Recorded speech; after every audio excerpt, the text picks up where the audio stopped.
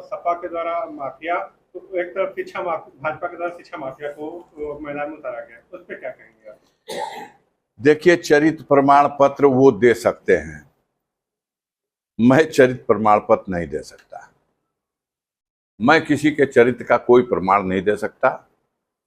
अपनी सफाई अगर आप सुनना चाहें तो मैं दे सकता हूं कि मेरे बारे में ये जो शब्द इस्तेमाल किया है उन्होंने,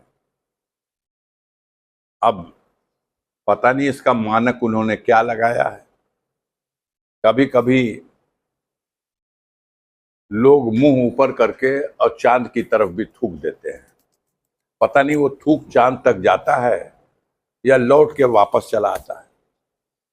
कर दिया उन्होंने। वो हो सकता है उत्साह में है, अति उत्साह में है, एक राष्ट्रीय दल का टिकट उन्हें मिला हुआ है, ठीक है। राजनीति के धुरंधर आपको कहा जाता है, ऐसे में लोकसभा चुनाव का परिणाम आपके नजरिए से क्या होना? नहीं, कोई भी प्रत्याशी से पूछिएगा, वो प्रत्याशी अपने ही पक्ष में बताएगा। लेकिन अगर ये फैसला मीडिया के भाइयों को देना होता, जैसा पूर्वानुमान ये लोग लगाते हैं, एग्जिट पोल हम कर रहे हैं और सर्वे हमने कर लिया है, ओपिनियन पोल हम कर रहे हैं, तो ये सब आप लोगों के शब्द हैं। हम लोग जनता की अदालत में हाजिर हैं, बाकी फैसला जनता का जो है स्वीकार है। हम भारतीय जनता पार्टी के उस कतार के लोग नहीं हैं जो जनादेश को अस्वीकार कर दें। 2019 के जनादेश को न तो भारतीय जनता पार्टी ने स्वीकार किया, न उत्तर प्रदेश सरकार जो भाजपा की सरकार है, न केंद्र की सरकार जो नरेंद्र मोदी की सरकार है। आज तक पचा नहीं पाए लोग। आज तक गाजीपुर के फैसले को ही गलत बताते हैं लोग। कोई बहुत सभ्यता से कहता है तो कहता है कि जातवादी मानसिकता के लोगों ने विकास की कदर नहीं की। अब कौन ये बहस करे कि विकास का पैमाना क्या है? श्री मनोज सिन्हा संचार मंत्री थे कि नहीं? और संचार मंत्री आप हो, भारत की सैटेलाइट चांद पर पहुंच रही है, दुनिया की सबसे आधुनिक तकनीकी, जब संचार क्रांति हो रही है दुनिया में, सबसे आधुनिक तकनीकी भारत के पास है। और BSNL, MTNL जिसके मैनेजर आप हो, जिसके सारे सिस्टम के लिए उसको आकाश की बुलंदी पे ले जाओगे, ये जिम्मेदारी आपकी है। और आप एक प्राइवेट संस्था जो जियो लेकर के आई, उस नेटवर्क को आपने आकाश की बुलंदी तक पहुंचा दिया। आकाश की बुलंदी तक पहुंचाने में BSNL और MTNL को जमीन में धंसा दिया। ये आपका विकास है? कोई बता दे कि हमारे पास BSNL का सिम है और हम कोई और सिम लिए बगैर अपना काम चला सकते हैं। कहां पहुंचा दिया? तो जो किसी संस्था को उसका सारा सिस्टम, उसका संचालन, उसकी सारी व्यवस्था जिसका जिम्मेदार है, उसको मिट्टी में मिला दिया, उसके बाद भी वो विकास पुरुष है। आप रेल की बात करते हो, रेल राज्य मंत्री हो, गाजीपुर में पुल गंगा पे बन गया, वो मोदी जी के खाते में लिखा जाए या सिन्हा जी के खाते में लिखा जाए। लेकिन आप बताओ, गाजीपुर की रेल के आगे भी, उस पुल के आगे भी क्या किया तुमने? इसी भदौरा में क्या स्टेशन पे ट्रेन रुकी? बताइए। ये भदौरा और ये दिलदार नगर, ये दो मार्केट ऐसी है जो हमारे गाजीपुर जनपद पर बिल्कुल बिहार के बॉर्डर पर स्थित है और सबसे ज्यादा बड़ी तेजी से तरक्की की तरफ आगे बढ़ी है। यहाँ का व्यापार, यहाँ का सब कुछ बहुत तेजी से तरक्की के ऊपर है। आप तरक्की में कोई योगदान किए हो तो बता दो। आप संचार मंत्री थे तो आपने इंतजाम किया कि गंगा इस पार के इलाके में टावर ऐसा लगा दो कि गाजीपुर का टावर का कनेक्शन न मिले, भले बिहार का टावर का कनेक्शन पकड़ ले। सच है या नहीं? उसके बाद भी आप विकास पुरुष हो। तो माननीय ओम प्रकाश जी एक कहानी कहते हैं कि अकबर के राज में एक बार उसने कहा था बीरबल से, ये बीरबल हवा में महल बना दो। उसने कहा ना करेंगे तो सजा मिल जाएगी। उसने कहा सरकार बन जाएगा। और उसने 5-6 सुग्गे उग्गे पाल लिए और उन सुग्गों को उसने, जैसे सुग्गे पढ़ाए जाते हैं, तो उसने सिखा दिया कि जब बादशाह बाहर निकले महल से तो तुम लोग उड़ते उड़ते बोलते रहना, चलो गर्रा, चलो मिट्टी, चलो इंजीनियर, चलो लेबर।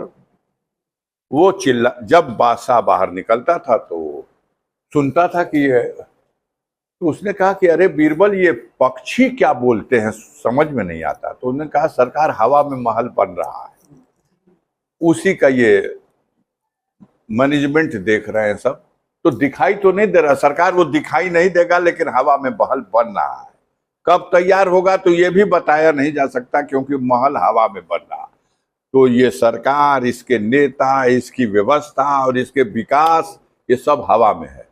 बुलेट ट्रेन कहीं दिख रही हो तो बता दीजिए, हम पूरे भदौरा के लोगों को अपना तरफ से टिकट कटा करके बुलेट ट्रेन की यात्रा करा दें, फ्री यात्रा जाने आने की दोनों करा दें। किस स्टेशन से चलेगी और कहां जाएगी? अपने ही अहमदाबाद से चला करके महाराष्ट्र को जो कहा जाता था वही चला दिए हो तो बता दें। प्लेटफार्म टिकट 3 रुपया था, सिन्हा जी ने शपथ लिया तो। आज खुद जानते हैं आप प्लेटफार्म टिकट क्या है। रेल में जो दुर्दशा हुई है, जनरल बोगियां खत्म हो गई कि नहीं खत्म हो गई? गरीब रिजर्वेशन के लिए अतिरिक्त पैसा कहां से लाएगा? महंगाई इतनी बढ़ गई, वो तो बेचारा बाथरूम के पास कोने में भी बैठ के यात्रा करने को तैयार था। ऊपर एक आदमी के सोने वाली बर्थ पे 6-6 लोग बैठ के सफर कर लेते थे। आपने बोगी ही खत्म कर दी। आप तो व्यवसाय बना दिए। ये जनता की सुविधा रही नहीं गई ट्रेन, टोटल व्यवसाय।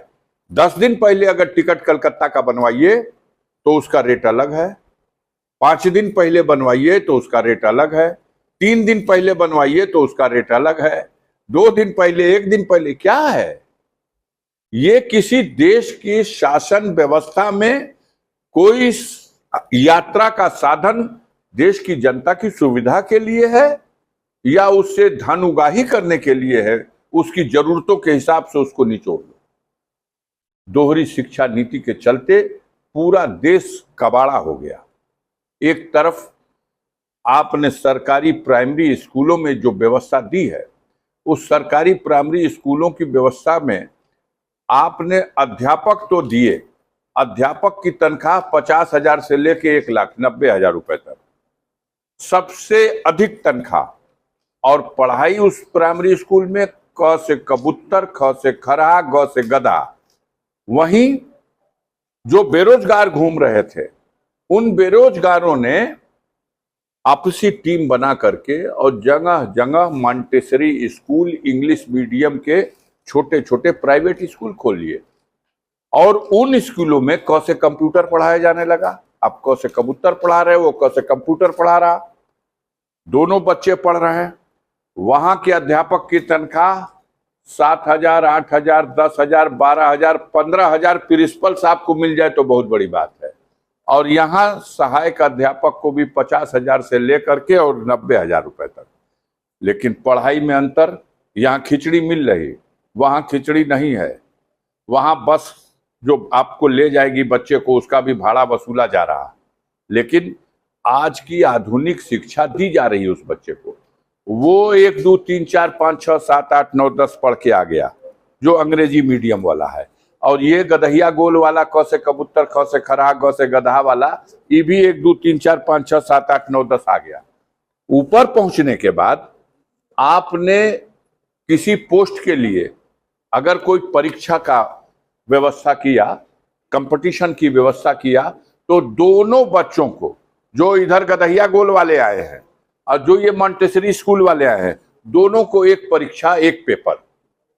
अब ऐसा पेपर और ऐसे पद के लिए वो कंपटीशन, हमेशा ये वाला छोटा नीचे हो जाएगा और ये वाला ऊपर हो जाएगा, क्योंकि उसको आधुनिक शिक्षा के सिस्टम से पढ़ाया गया है। और आप कोरम पूरा करने के लिए कि हम देश के नागरिकों को शिक्षा देते हैं, एक भार उतारने के लिए पढ़ाया है। तो ये सब के सब फेल और ये सब के सब पास। तो देश की 90% आबादी जो गरीब हैं, गांव में मेहनत कश लोग हैं, कमेरा वर्ग है, उन्हीं के तो बच्चे इन स्कूलों में पढ़ रहे हैं। इनकी बुनियाद ही कमजोर हो गई। कक्षा 1 से 5 तक जाते जाते उनकी बुनियाद कमजोर, और ये महंगी शिक्षा है क्योंकि इनको तनख्वाह सरकार नहीं दे रही है।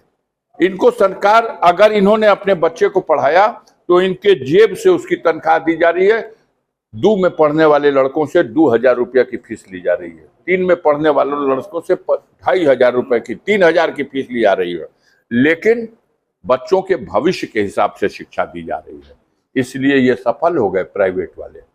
छोटे छोटे कमरे कोठरी में अपना स्कूल चला करके ये ले गए बच्चों के भविष्य की तरफ, और ये देश के सारे प्राइमरी और मिडिल स्कूल और सरकारी स्कूल आज कबाड़ खाना बने हुए हैं। प्रधान से कह देंगे कि जल्दी रंगाई पोताई करा दो, उज्जवल कौन योजना, रंगाई पोताई हो गई, कोरम पूरा किया जा रहा है। तो इस दोहरी शिक्षा नीति के चलते गरीब और गरीबों का भविष्य, उनके बच्चे आज जो शिक्षा की आवश्यकता है उस शिक्षा से महरूम हो रहे हैं।